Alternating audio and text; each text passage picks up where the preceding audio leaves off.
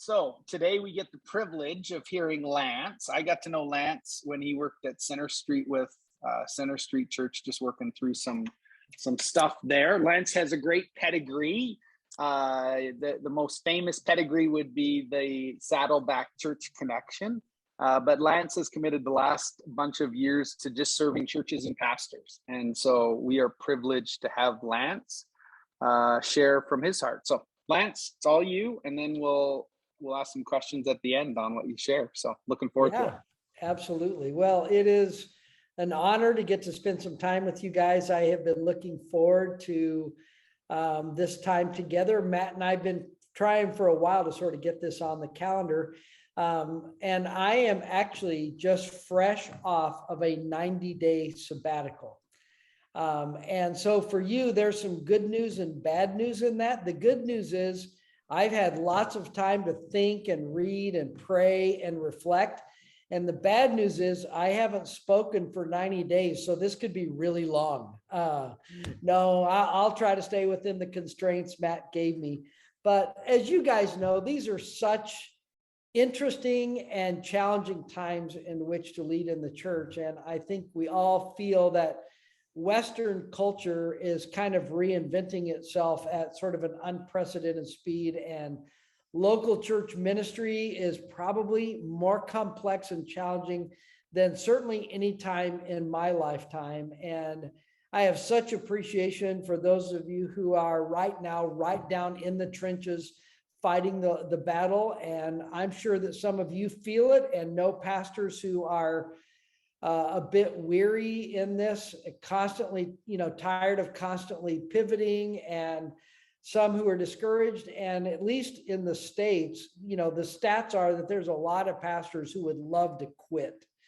And if they had other options, they would walk away. And I think about Dan Sullivan, who is the founder of a business called Strategic Coach. He said the biggest challenge for everybody living today is how to adjust to a continual increase of complexity in every area of life. And he said that way before COVID. And so it's now on steroids. And I think Dan got it half right. It's not just the increase in complexity, but I think also just speed. Things are changing and some ways coming unraveled at sort of an unprecedented speed. And so I think we all know, hey, we're not going back to a quieter, slower, simpler speed of life and speed of ministry, but rather we know complexity is here to stay. And so while all of that can be hard and challenging, I think also these are some kind of exciting times in which to do ministry, because the light of the gospel shines brightest when there's confusion and stress and transition, and everybody's in transition. So I think when the world is screwed up, it's actually a great opportunity for the church. And if there was ever a time for us to really bring our A game, it's right now. But I think a couple of thoughts before we dive into the content. I think number one, every church I know, every church I've been working with the last 18 to 20 months is now in a season of rebuilding at some level. I don't care how big you were or small you were or insulated or what the political views were. Everybody seems to be right now a bit in a sense of rebuilding. And then I think also there's just this feeling of disequilibrium. Everybody's just a little off balance. Like, the world we had 2 years ago doesn't exist today. And it kind of reminds me of Israel in the wilderness where, hey, Egypt wasn't great, but at least it was familiar. But they aren't to the promised land yet either. And so there's this sense of in between, like, hey, at least 2019 was familiar to us. This feels like uncharted territory. And so I think the soup that all of us find ourselves swimming in these days raises a really important question. And that is, how do you live well and lead well?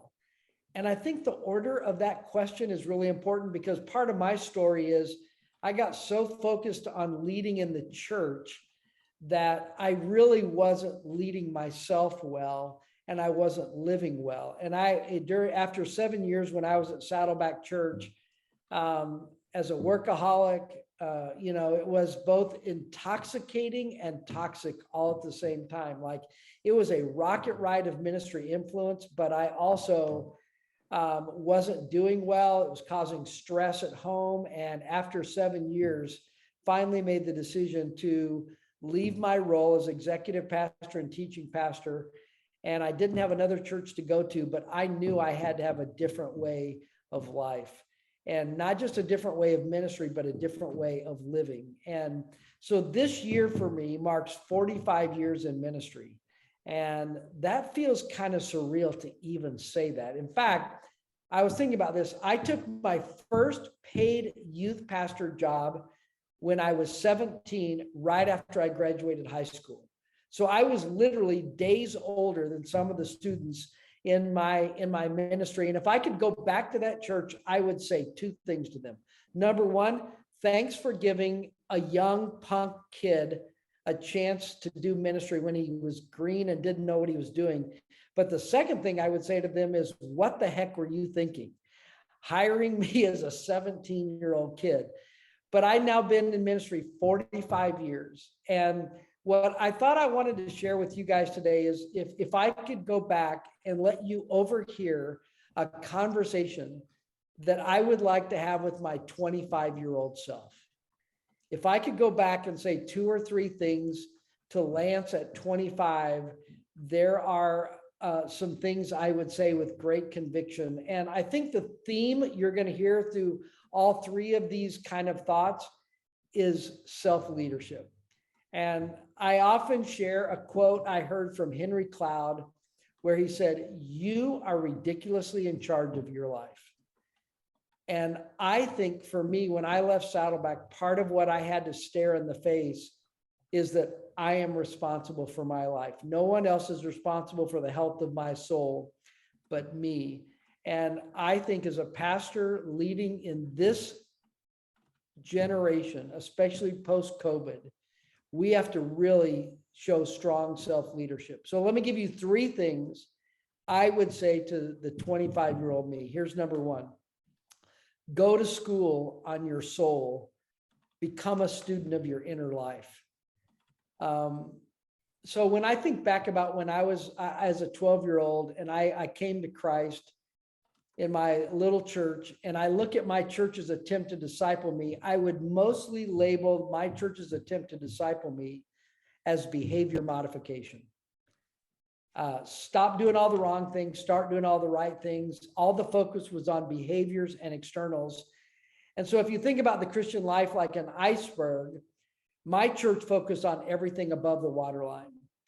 But what they didn't really help me do in my discipleship was really walk through the process of transforming my inner life, my emotions, my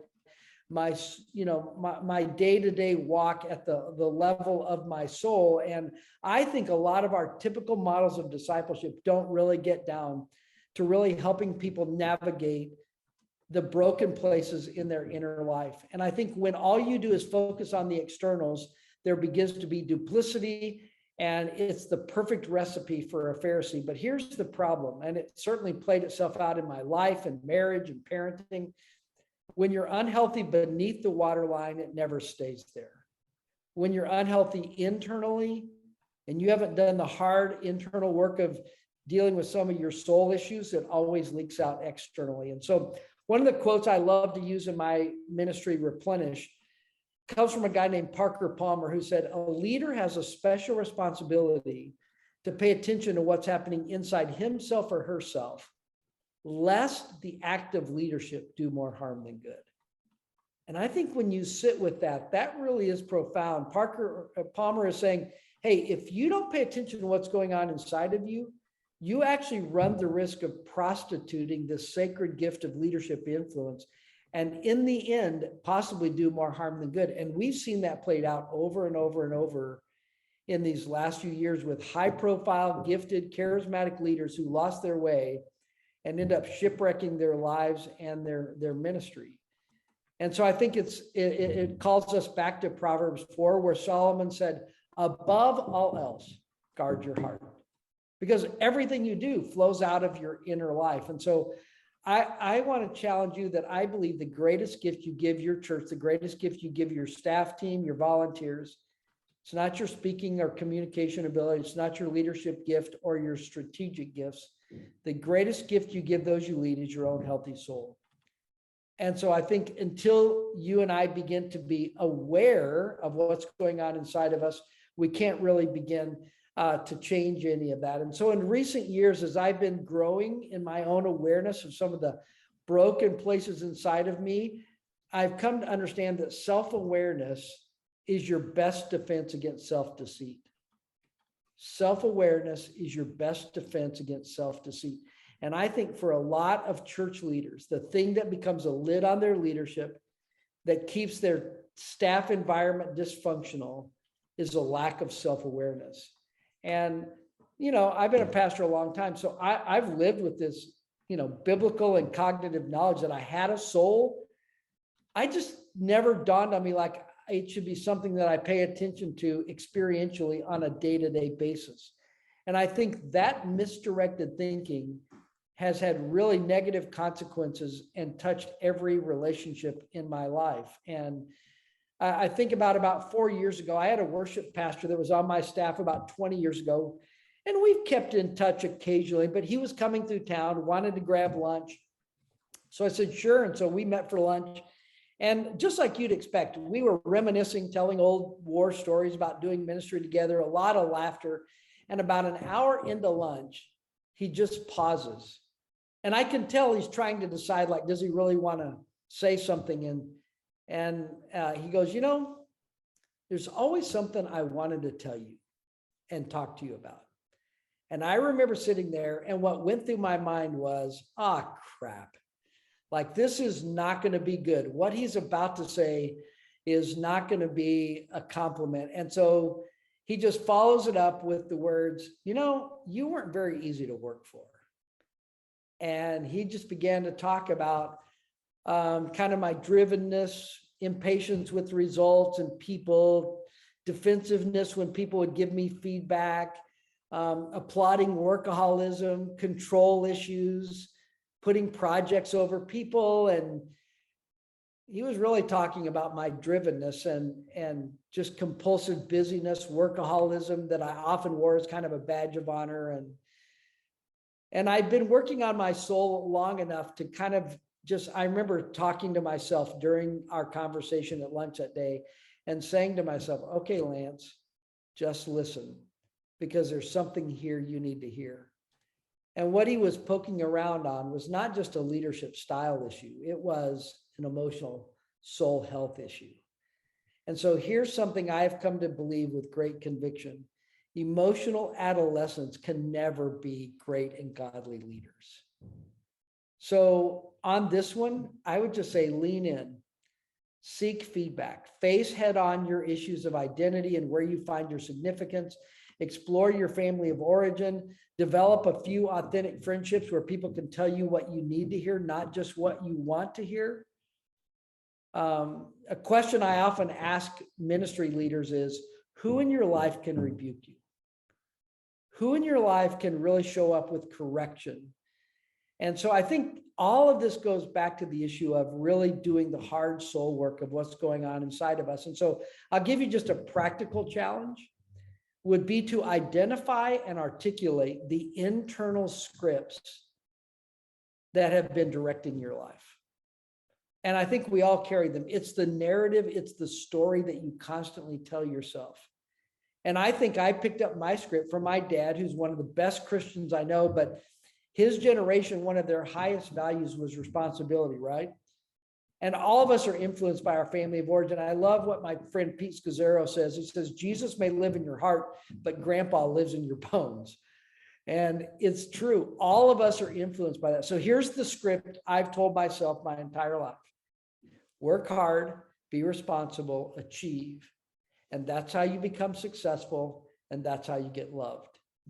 Well, when that's the internal script that drives you, it influences everything. And by the way, you're only as good as your latest achievement.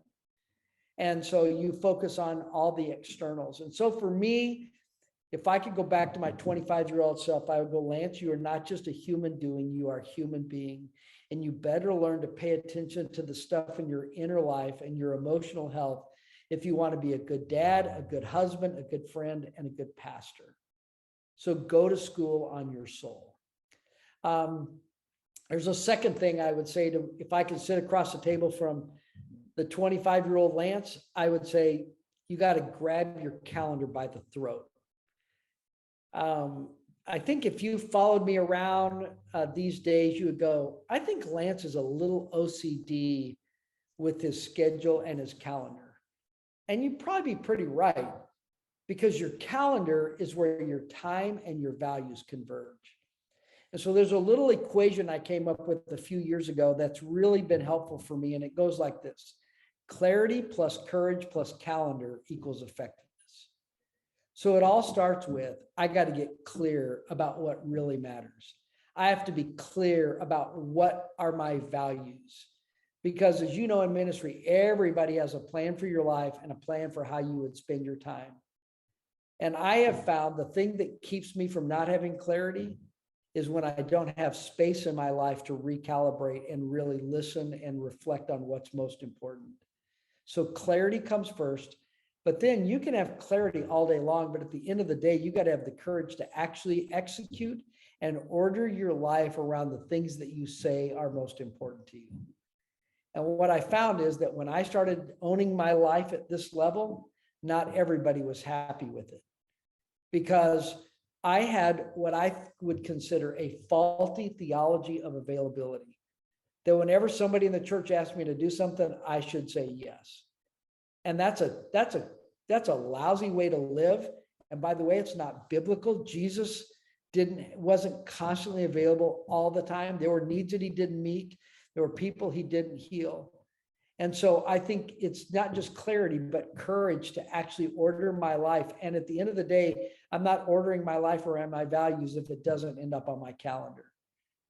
And so I would just want to encourage you, even at this point in 2021, we ought to be looking at 2022 and getting the big rocks on our calendar, right? Family vacation, times of personal retreat, Sabbath, all of those things. And so I think learning to grab and control your time, like you would never put your wallet out on your desk and just tell people, hey, take whatever money or credit card you want. You'd never do that. But for years, that's exactly what I did with my time and my calendar. So here, I'm going to give you, again, a super practical thing that's been huge for me, is I have, at least most of the time, I have stopped saying yes in the moment. When somebody asks me to do something, when someone gives me an opportunity, I try not to say yes. I put space between the ask and my commitment. Because often in the moment, I don't fully know what I'm saying yes to. And often in the moment, I don't know whether I really have the space to do it. I think about, for me, oftentimes it was just driven by, I want to please people, and so I'm going to figure out a way to squeeze it in. And again, that led to some very unhealthy things. And so when I look at the life of Jesus, I believe he was not need-led, but spirit-led. And you have to create space in your life to be spirit-led. So a word that during my sabbatical I've just been chewing on is the Hebrew word. Sometimes it's pronounced Selah. I think it's probably more accurately pronounced Selah or Salah. But it's that word that, you know, when translators couldn't figure out exactly how to translate a word, sometimes they just put the Hebrew word right in the English text. And that's what they did with the word Selah. It is the idea, most scholars think it is the idea of a pause or a musical break. And I have been really reflecting on how important it is for me, not just to practice Sabbath, but to actually have a daily life that has the rhythm of Selah in it.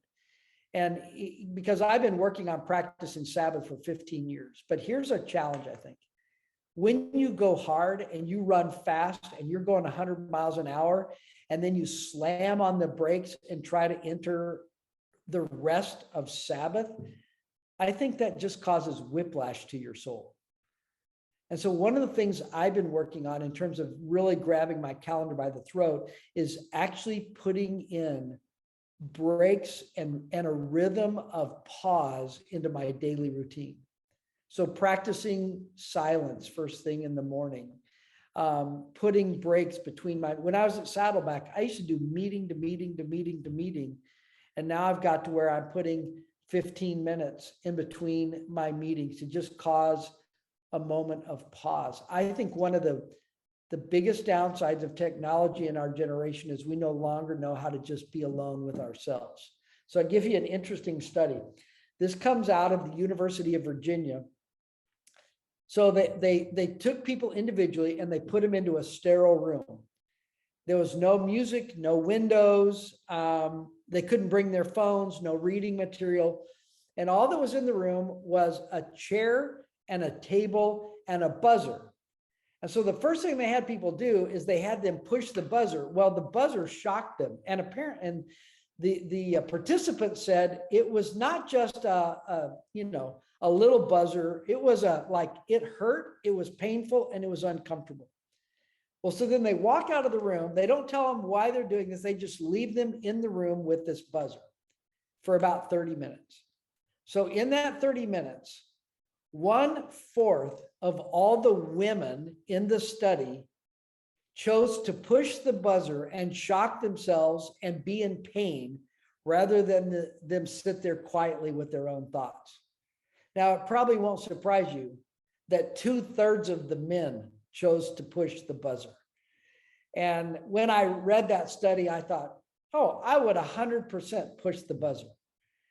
You know, people think when you have a ministry like I do, Replenish, that like you've got this all dialed in. And I would just tell you that this issue of rhythm and rest and being able to be alone and still is a daily battle, but it has been one that is absolutely worth fighting for. So here's some thoughts I've had coming out of my sabbatical. Frantic and deep don't go together. Hurry and intimacy don't go together. And fast and presence don't go together. Let me say it again. Frantic and deep don't go together. I want to go deep with the Lord or deep with in my relationship with my spouse. A frantic lifestyle will never facilitate that. Hurry and intimacy do not go together. Think about your relationship with your spouse. And then fast and presence, really being present, slowing down to really be engaged with people. When you look at the life of Jesus, he never is hurried. He's never rushed. He doesn't seem preoccupied or distracted. He seems very present with people. And let's be honest, it's way more challenging today because life is open 24/7. We're constantly connected to technology. And so I think we have to have the discipline of really grabbing our calendar by the throat. And one of the big game changers, I've already alluded to this, one of the big game changers for me was the practice of Sabbath. And I would just challenge you to really do a serious biblical study of that. And then I would say, you've got to have a theological conviction about this. Because if you don't come to a place where you go, hey, this is not just a good idea, this is actually God's best, this is what he's commanding of me. I think if you don't have a biblical and theological conviction, the gravitational pull of 21st century life and modern ministry is always going to win the day. And so it's not been easy for me, but I have become a student of this. I have conviction around it. It's on my calendar every single week. It's not called a day off. It's called Sabbath. And I build my Sabbath around these 5 words: prepare, rest, delight, prepare, rest, delight, worship, and stop. And I think if you could use those 5 words and go, okay, what does that look like for me, for us, and our family in this season of my life with the church I'm serving? how could I frame out a day of rest? And again, all of this is kind of built in this conviction that you can't live life at warp speed without warping your soul. And so if I could go back to the 25-year-old Lance, I would say, hey, I know you are driven. I know it is your tendency to be compulsively busy. But if you don't learn how to own your time and build a daily rhythm that values breaks and rest and stillness, you will not be a healthy leader. So there's a practice that the Jews have called Havdalah. And in Havdalah, they light a candle at the beginning of Sabbath. And it is to remind them that this day is different than the other 6. And so my wife and I'm always the first one up in my house. When we do Sabbath, I get up early, I turn on the coffee, and then I go light the candle and put it on our island in our kitchen. And the idea is that as I go by throughout the day and I see it there, I'm just reminded like, hey, Lance, today you don't have to accomplish anything. Today, Lance, you can just relax. You can go slow. You don't need to achieve anything today. And then with the Jews, at the end of Sabbath, they'll take that candle and they'll extinguish it in a cup of wine. And then they pour some of the wine into a saucer. And the symbolism is that if you will do Sabbath well, it will spill over into the rest of your week, and you'll be a better person the other 6 days because you took time to rest and be on the 7th day. And so for me, this has been part of my journey toward health, has been really pursuing this one. And again, I still don't always get it right. And sometimes I can be compulsively busy. But even in this sabbatical, I feel like God just continued to say, Lance, slow it down. And I feel like with this topic, there's both an external journey and an internal. So if you think about parallel tracks, in the external one, it's ordering your calendar, it's calling it Sabbath, it's protecting it, on your schedule. But internally, it's also learning how to slow down and actually be able to be still, to relax, to not be frantic, to not always feel like you got to be productive. And again, we could spend a whole lot of time on this one, but I think this is critical for healthy leadership these days. All right. So if I could go back, sit down with 25-year-old Lance, here's the third thing I would say to me: tenaciously pursue personal holiness. Wow, I think that is a really important topic for 2021. I was reading this article and this guy was talking about the 2 cardinal sins of leadership. Get these. He said, mistaking giftedness for spiritual maturity.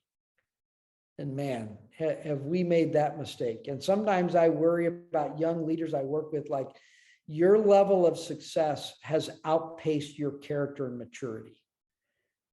The second cardinal sin of leadership is mistaking fruitfulness for holiness. Mistaking like, oh, because somebody's church is growing or getting bigger this year than it was last year, that somehow that's the sign of God's favor and blessing, and that they're walking in personal holiness.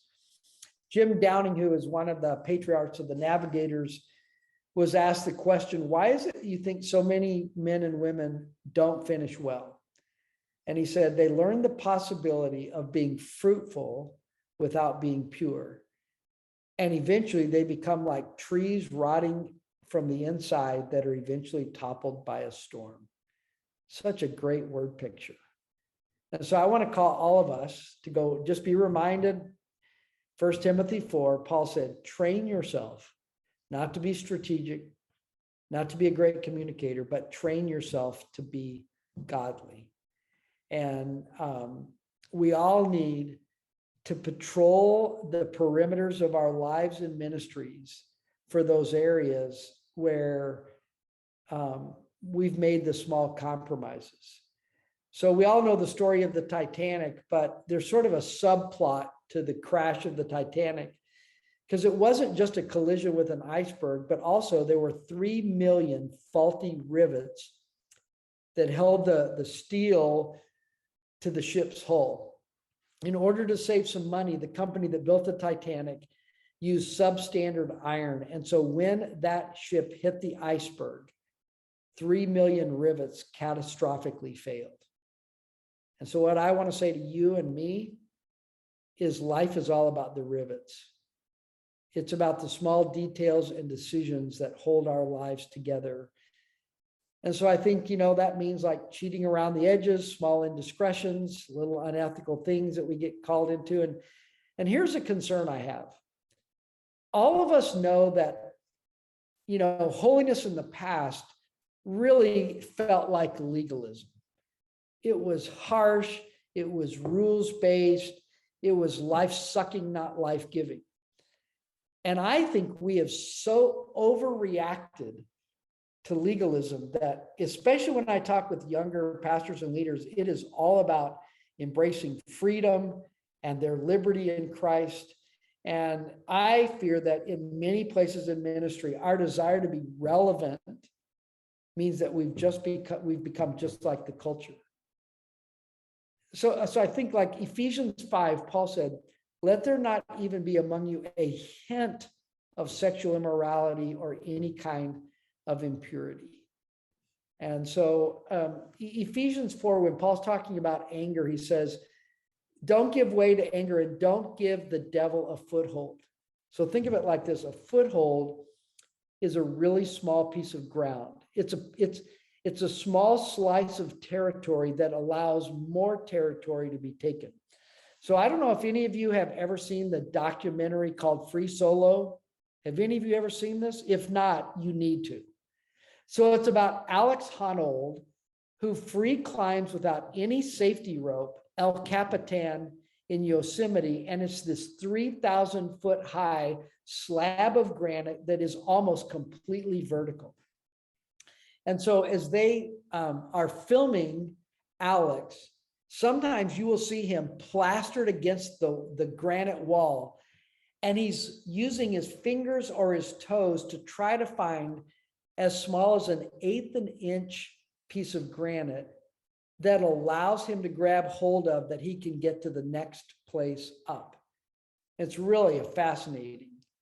But here's when, as it relates to personal holiness, a foothold can become a stronghold.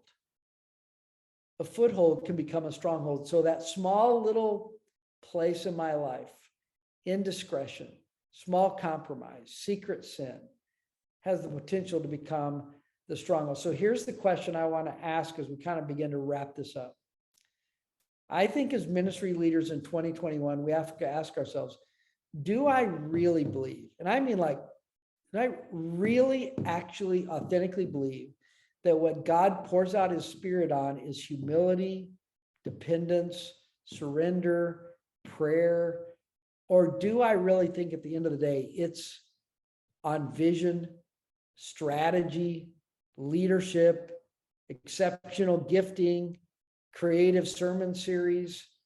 Where do I feel like the spiritual power lies? And I don't think it's either or, but I think if we've been guilty in our generation, it's all about leadership and vision and strategy. And I just go back to 2 Timothy 2, where Paul says, if you keep yourself pure, you'll be a utensil that's able to be honorably used. Your life will be clean and you'll be ready for every good work that God has for you. So let me wrap it up with this. Deuteronomy 30 has become kind of a life passage for me. The Lord is saying to the nation of Israel, if you'll return to me, I want to bless you. Like with a very open hand, God says, I'll be generous. I'll prosper you. I'll give you bumper crops. I'll protect you from your enemies. I'll delight in you and you'll delight in me. And he just offers them this amazing life. And then verse 11 is what I love. He says, now what I'm commanding you today is not too difficult for you, and it's not beyond your reach. And if you skip down to verse 14, he says, no, it's very near you. It's in your heart and your mouth to obey it. And those verses for me have become this invitation from the Lord, like the life he really does want for me. It actually is available. And I can pursue that even when things are hard at my church, even when finances are tight, and even when, stuff isn't great at home, I can actually have this great, amazing, abundant life. It doesn't mean it's easy, but it is available, and God offers it to me. So anyway, that's what I would say to my much younger self with hair. Oh, that's awesome, Lance. Let me show something on our screen here. Can everybody see that? So Lance, talk to us a little bit about this book. You just wrote it, came out in the summer. So from Baker, talk to us a little bit about it. Why would we want to get it before we ask you some questions? Yeah. So I wrote Replenish, and I would say Replenish came out is early on my journey with kind of becoming a healthier leader. And it was written to pastors. High Impact Teams, my second book, was obviously written to team dynamics. And then this book is really kind of my life message. Like, I've lived on the planet now 6 decades. What would I say to someone about really stewarding their life well? Because when you get to be my age, you hear the second hand of time clicking a lot louder than you used to. And you have this sense like, hey, you get one shot. There's no go round, no mulligan. You get one shot at this thing called life. And so I began to think about, like, if I could sit down with my grandkids and talk to them about how to have an amazing and rich life that is honoring to Jesus, what would that look like? And so I've tried to, through the book, just kind of share some of my learnings and experiences around how to really do life well. That's awesome. That's awesome. All right, friends, let's ask Lance some questions. That was great, Lance. We deeply appreciate that. I don't want to hog the time here, so I'm going to put everybody on the screen here. Any questions that we have? Well, I have one for Lance. I've also been in ministry for 45 years, and my one question is, where were you 45 years ago when I could have used the message then? I was struggling myself as a very young pastor, trying to figure this out just like you. Yeah, I'm sure you would have some very great insights also to share with the 25-year-old Lance. So thanks, Lori. It's awesome. All right, someone else.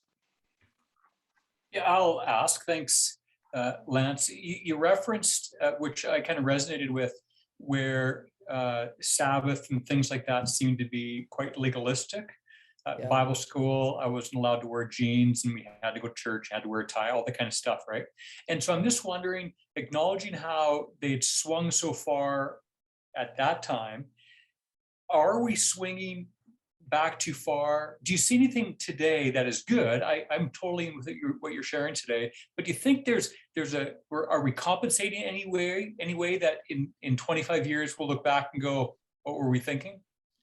Yeah, I do. I think, again, I feel like so many young people in ministry today are growing up without healthy home lives and good foundations. And I think, because we've become more enamored with liberty and freedom and all of that I feel like sometimes what's missing is really kind of like, hey, God still blesses purity.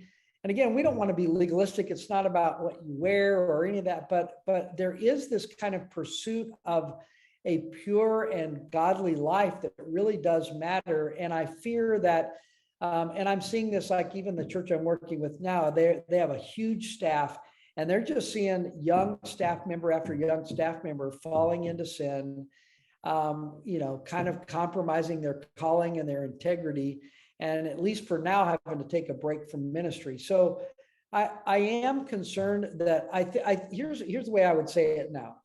I think healthy leaders focus both on habit and heart. And I think in our generation, we've become only focused on heart and experience and inspiring people and moving them with, great worship music. And what we've lost is this issue of spiritual habits and disciplines that keep us on track. And I think structure is a friend to us, but it doesn't have to be legalistic. And so I appreciate that. Could you, I don't know if you can say anything more. Why do you think we struggle so much with either or versus both and? I think because discipline, it's kind of like, remember the saying that was sort of made famous by Eugene Peterson, although it's not original with him, that saying of a long obedience in the same direction. That's not appetizing to our generation. We want everything instant, and we want to be moved emotionally without doing the hard work of year after year, the disciplines of walking with Jesus, being in the Word, absorbing Scripture, becoming men and women of prayer.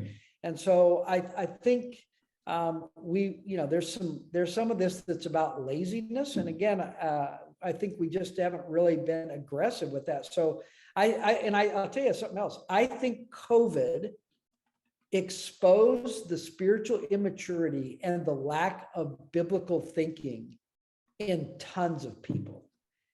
It didn't create it. It simply exposed it. And I think, again, it's partially because we have not done the hard work of helping people be really biblically grounded and have a biblical worldview. So again, we could spend a ton of time on this, Dwayne, but yeah. Yeah, thanks for that. I've been at my church now for 2 days. And so all this is very helpful as I get started. Thank you. Thank you. Well, Dwayne, Lance, how do you handle backlash when you say to people, no, I'm sorry, that's not in my schedule? Yeah. Yeah, I think one is, you can expect some backlash, especially here's how I would say it for me. When I first went into ministry, I basically had a social contract with my church that said, anytime you need anything, you can call me and the answer will be yes. And then years later, when I began to wise up and realize that's not a very great way to live, and I changed the social contract, people weren't happy. And so I think you just have to expect that, which is also, I would link that back to my own internal soul work, because as a kind of historical people pleaser, I didn't want to let anybody down. And so when I began to do some of the internal work, I got to this place where I realized, hey, my identity is not rooted in what you think of me. And even if I disappoint you, I'm going to be okay with that. So now I think the second thing is, I want to create systems around me so that when I'm not available, our church and our staff can still meet needs. But you also know there are some people who don't want anybody to meet their need except the lead person, right? And again, I think that's where it's a training issue, and we're going to have to be okay that we're going to let some people down. But I think you have to take a long-term view and know that, like, hey, for me to be the person I really need to be, the pastor I need to be, I got to have some boundaries and some space, and not everybody's going to like that.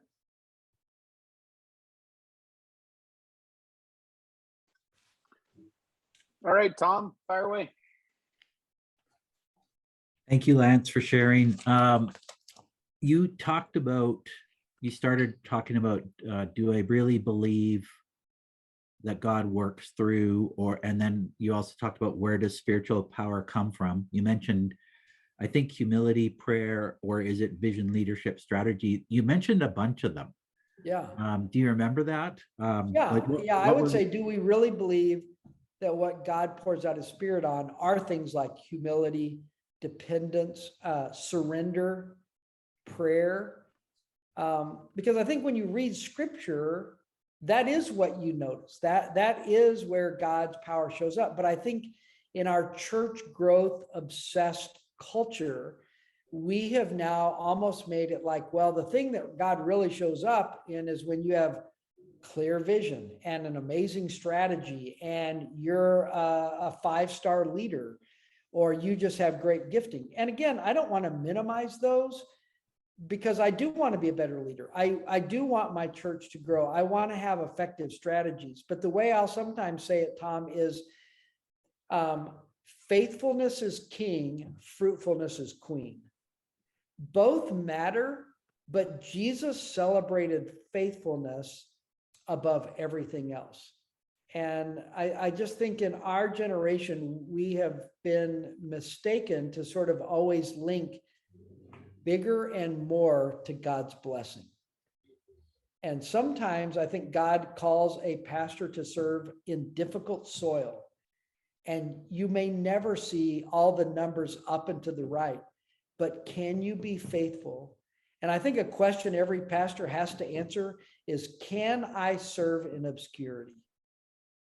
If no one knows my name, if I never get to write the book or be at a conference, can I be okay in obscurity? And I think we need to be able to say, I can, because I'm not finding my validation from the size of my church or how much we've grown, but rather from, I'm going to be faithful. And if God grows it, wonderful, but he doesn't, I'm going to still be faithful. And I think right now in COVID, all of the old metrics have sort of been flipped on their head, right? I mean, everything's changing and different. And I think while it's important for pastors to be good leaders right now in this time of constantly pivoting, I would also say pastors have to really put on their shepherd's hat, because people are hurting, people are angry, people are confused, people are stressed. And part of our leadership of them is shepherding them well through this time. And some of them are going to refuse to be shepherded. I get that. But I do think like we can actually help them by really walking with them, loving them, being that sort of gentle shepherd, even when they're frustrated and angry. So that's a way long answer, but. Thank you. Yeah. All right, 1 or 2 questions before we leave. Well, Lance, let me ask you this one. So you talked about that in your first thing, go to school on your soul. You talked about, the focus of behaviors in discipleship. So like behaviors are easy to evaluate. It's the check marks for us. What are you proposing on the other side? As far as what we evaluate? Away from behaviors. So like behaviors are easy, where we can go, okay, here's the curriculum that I teach it. Right. What's the other thing? Like that organicness is kind of a nervous place for us to be in, because how do you evaluate organicness? Yes. Yeah. And I would say like and again, all of the things that I would mention, eventually they do get to behavior, but also I can also do the right behaviors from the wrong place. And so for me, it's like, am I gentle in my spirit toward people? Am I loving? The whole thing of the fruit of the Spirit. Is there evidence of that in my motives? And even things, Matt, I would say, like, to me, being present with people and not being just distracted and constantly somewhere else. Like, to me, those are like soul qualities of being able to actually be with people. And I think one of the biggest challenges I've had is, as a pastor, I show up, and especially with all my leadership training, is I want to fix everybody's problem. Instead of, sometimes I think when you're a soulful leader, you can just be with them in their grief and you don't have to solve it. And so I just think for me, some of those kind of more soft side qualities begin to show up when I am a more soulful leader, as opposed to a hard driving. I think, greater patience, less irritability. Some of those things begin to show up also when my soul begins to get in a healthy place. No, that's awesome. That's awesome. Almost that way of life. Yeah. Our way of life then forms our behaviors, rather than the other way, where behaviors then kind of form something for us. So any other questions? And then I think when it's coming from that healthy place, your behaviors actually are life-giving and winsome, as opposed to just the checklist. Yeah. Well, that's good. Any other questions before we let Lance leave? And sweet. Well, thank you, Lance. I'm going to stay on with our friends here. You can leave and enjoy the Florida sunshine and all of that stuff. So thank you, Lance. We appreciate it. Thank you. I just want to say thank you, Matt, for letting me do this. And again, how much I just appreciate each of you for where you're serving and what you're doing to make a difference for the Lord. So thank you for that. And thanks for letting me spend a little time with you today. Take care. Thank you, Lance. Bye-bye.